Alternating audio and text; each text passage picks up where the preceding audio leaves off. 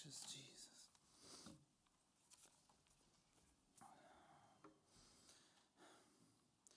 Matthew 5:13, it reads, "You are the salt of the earth, but if salt has lost its taste, how shall its saltiness be restored? It is no longer good for anything except to be thrown out and trampled under people's feet." I have a question. Why do we put salt in desserts? I don't mean salty desserts. That would make a lot of sense. Why do we put salt in sweet desserts? Now, it's just a little bit of salt, but it does seem a little odd.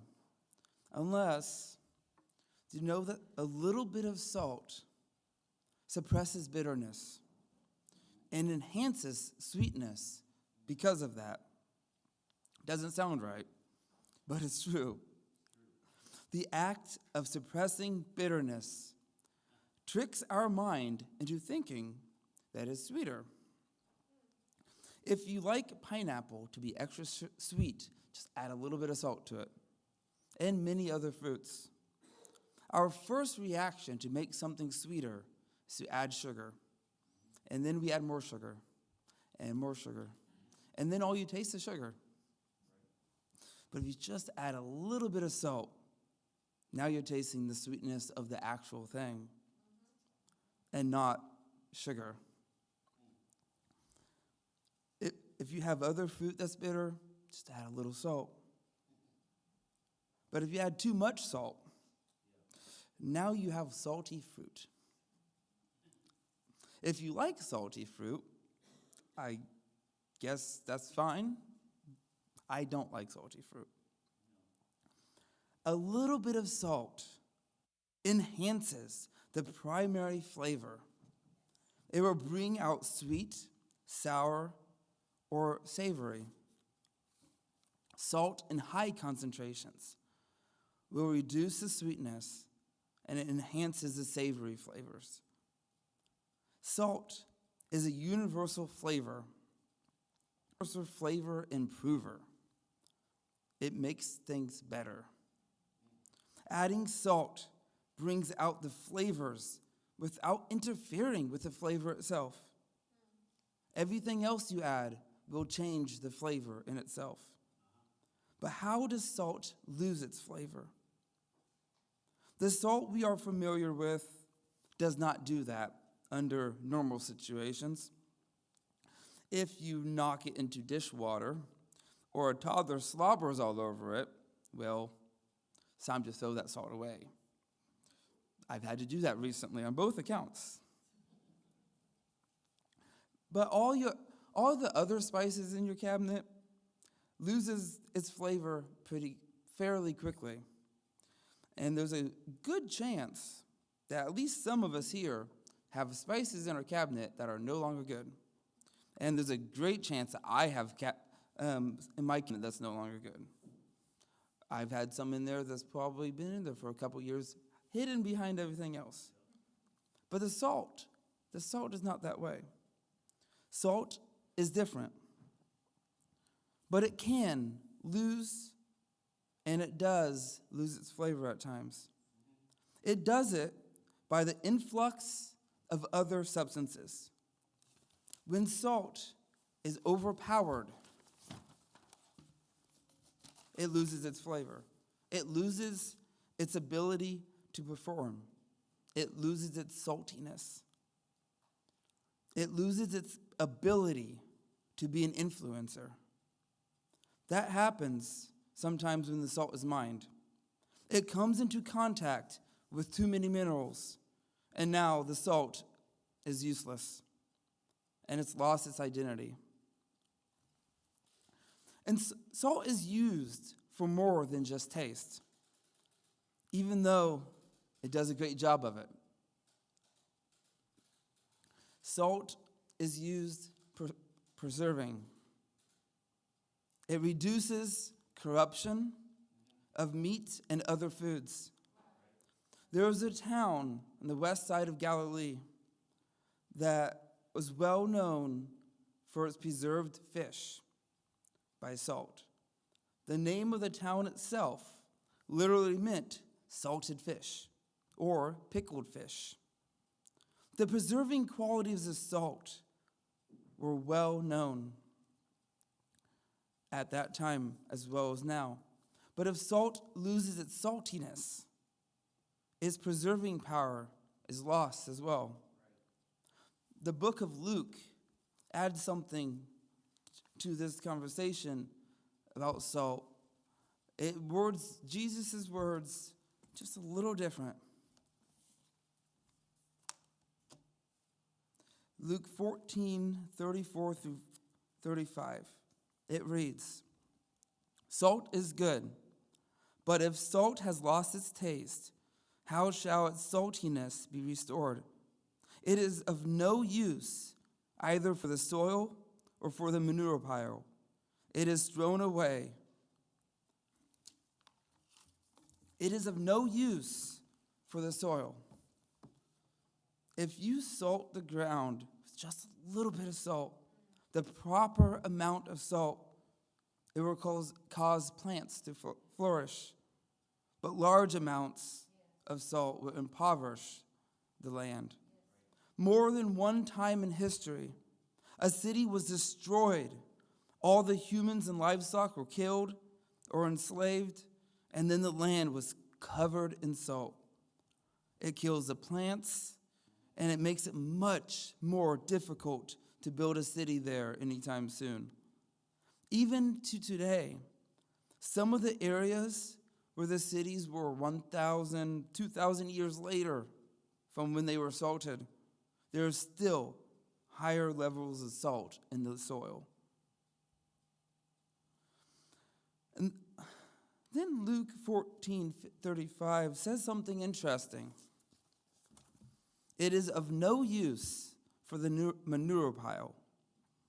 The Bible is looking at salt in a manure pile as a good thing.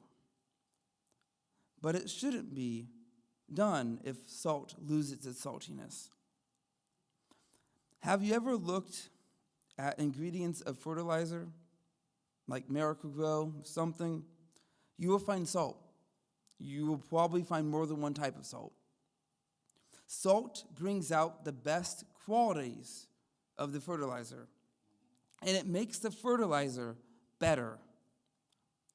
Salt makes everything better.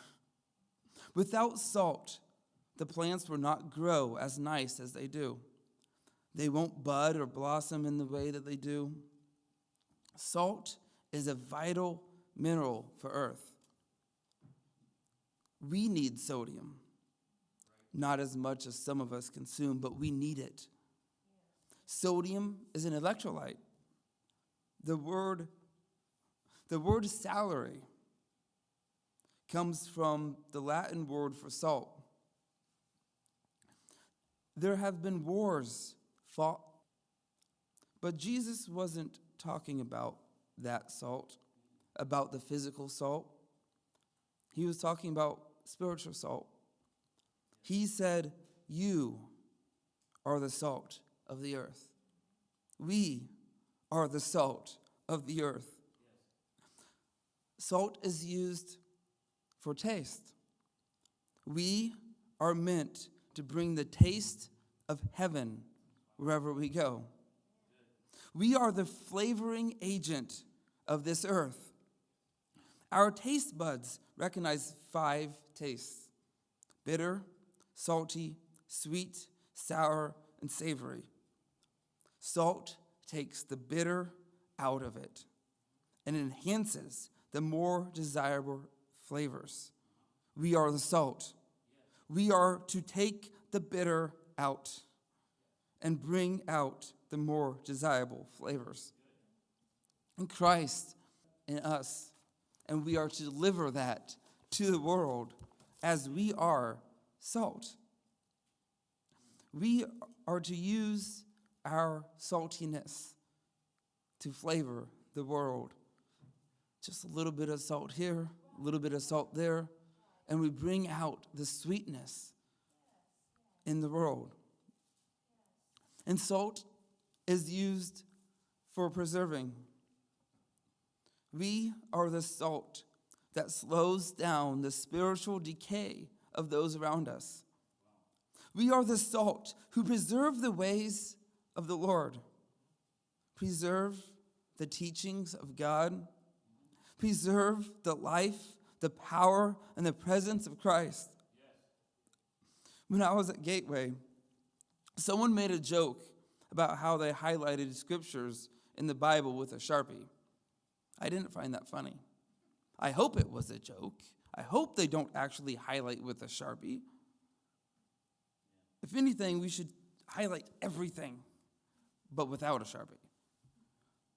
We need to be aware of it, not get rid of it. We are to preserve it. All the things of God. We are the salt who are to preserve. And if we preserve the aspects of our lives with God that God gives us, we help preserve the spiritual lives of those around us. And salt does something else. It helps fertilize. Whether it is just placed in the soil or used to help make fertilizer. We always talk about planting seeds, but we have to help fertilize as well. That does not sound like a fun job. It probably has an unpleasant smell, but it is important. We are the fertilizer in God's kingdom. We are the salt that is poured of what is foul and unpleasant in order to bring forth fresh life, to bring new life. We are created to help others blossom. We are created to help others bud as they pursue the life God intends. There is another English word that comes from the Latin word for salt. That word is salvation. We are the salt. The salvation comes from God, but he uses salt looking for salvation, to look for him. Without the salt, it would be harder to find the salvation. Salt symbolizes new beginnings and a separation from the past. Elisha tosses salt into a spring to purify the water. The curse was uplifted. Abimelech dumps salt on a captured city to represent a break from the past, to forge a new way forward. Moses tells Israel to add salt to their offerings and agree to a covenant of salt forever before the Lord. The covenant is an agreement between two parties in trust to fulfill their ends of the deal. God and his people exchange salt, a symbol of loyalty and friendship, to show the permanent nature of the agreement. And many Jews today still honor that covenant by dipping their bread into salt every Friday at sunset. When Jesus mentioned salt, it was common to them, as it is to us today. The Dead Sea was only 90 miles away. They had plenty of access to salt. That is why he said to throw it away if it is bad. It is not even worth trying to see if it can preserve or fertilize. Just throw it away. If we go to Leviticus 2:13, it reads,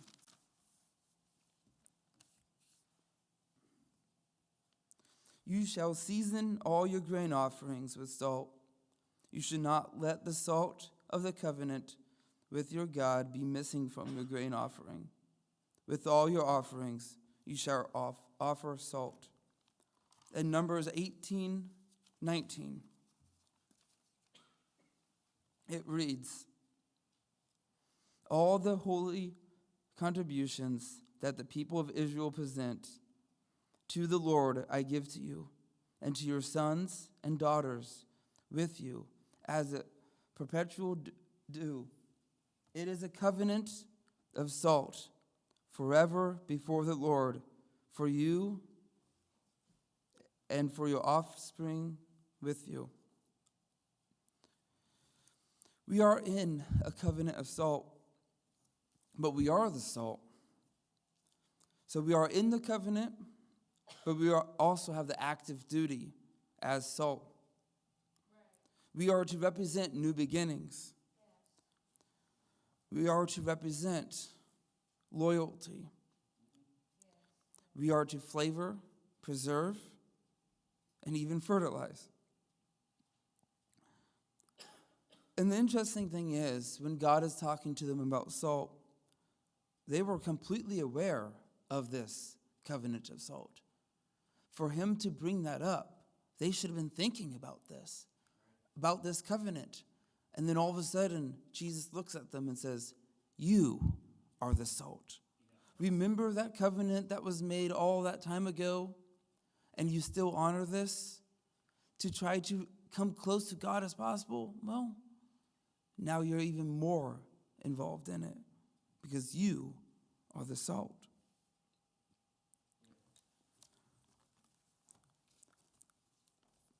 With this, Matthew 5 places something else that we usually look at right next to this. Matthew 5:14 through 16. You are the light of the world. A city set on a hill cannot be hidden, nor do people light a lamp and put it under a basket, but on a stand, and it gives light to all in the house. In the same way, let your light shine before others, so that they may see your good works and give glory to your Father who is in heaven. Jesus was really good at saying the same thing twice, but in different ways. Exactly the same thing. But if they couldn't get the salt reference, here's a light reference. I was thinking about this actually as we were singing, and thinking about Genesis. And God said that he made a greater light to rule the day and a lesser light to rule the night. Well, obviously he means the sun and the moon, but God is the greater light. And if we are the light of the world, we are the lesser light. We're trying to show the light to the darkness. The Bible states at times that we were darkness, not in darkness, but we ourselves were darkness. And we are to show the light in that darkness.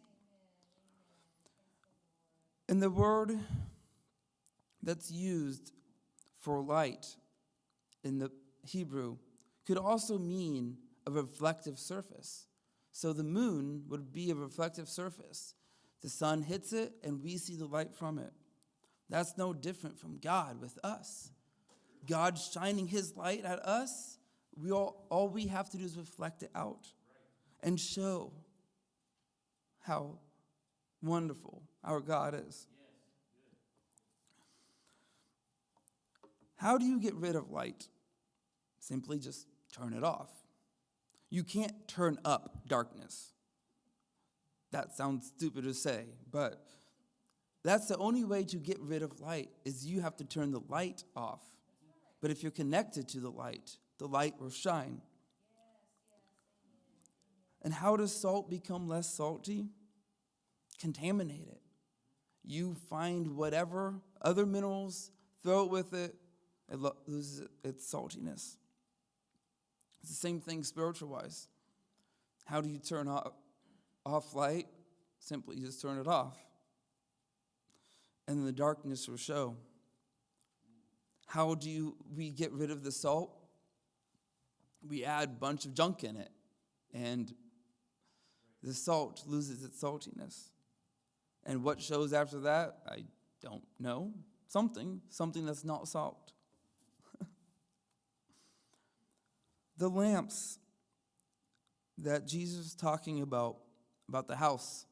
Little lamp size of a palm, maybe a little bit more. But the house was really dark, made of dark materials.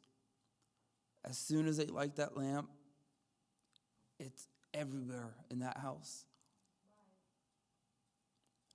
The human eye can see one single candlelight 3 miles away in complete darkness.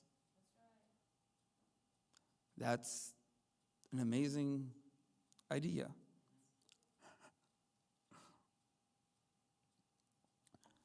That's how powerful light is, how powerful salt is. Salt does not die unless you kill it. And light does not die unless you turn it off. I don't want to lose my saltiness. I don't want to turn off my light. But to do that, in order for me to be able to flavor the earth, to preserve the things of God, to fertilize the harvest, I have to be where the true one is. I have to be where the light is. God said, a city set on a hill cannot be hidden. There's debate on which city this is. I don't think it matters. If you're on the tallest hill, everyone around will be able to see you. And everyone will be thinking about you. Whatever you do, if you do it in light, the light will shine. And the salt will prevail.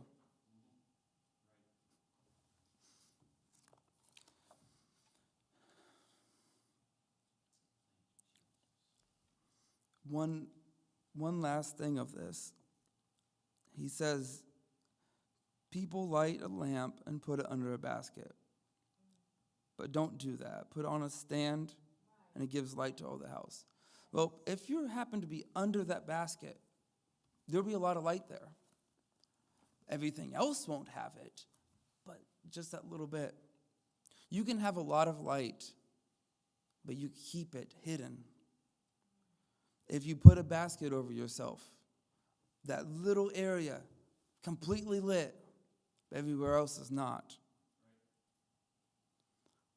We need to make sure that we open up that basket and light up the whole house, because God is the greater light, and he wants his lesser lights to reflect his goodness on all the earth.